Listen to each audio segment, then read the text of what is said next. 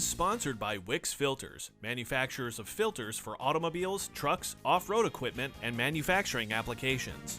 Go to wixfilters.com for more information. What's up, Maddie? Oh, hi David. What you got there? Clock. Why? It's for that thing we do where we give our tire dealers information to keep their tire businesses rolling with research conducted with our independent tire dealer audience. You know how we pack all that data in just 3 minutes like in our first episode? So clock prop. Yeah, we're not doing that again. What? But It just went too fast. It was all a blur last time. it's a pain getting this thing in the car. David, I've said it before and I'll say it again. Life moves pretty fast. If you don't stop and look around once in a while, you could miss it. Interesting that you should say that, Maddie. Because according to our data, life isn't the only thing moving fast these days. After the world shut down for so long due to COVID, people today are getting their pent-up travel out now. That means all that maintenance that was ignored while they weren't driving, well, they're coming back to the shop to get that taken care of now. And you know what that means.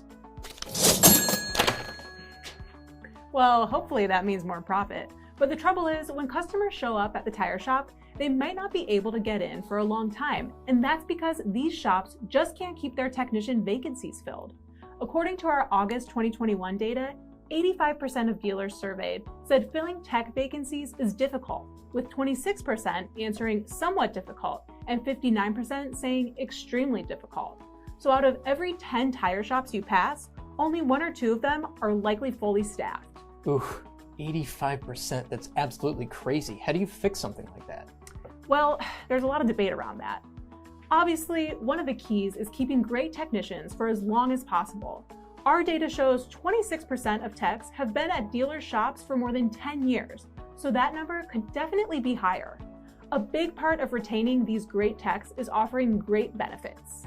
And when we asked dealers what benefits they offer their employees, they told us that paid vacations and health insurance top the list. Other great benefit options working for shops is offering a 401k plan, dental insurance, tuition and training reimbursement, flex time, and a tool allowance. Dealers tell us a few other ideas that have helped them retain their current workforce include things like paid training, certification opportunities, free lunches, a free toolbox, and even profit sharing and birthdays off.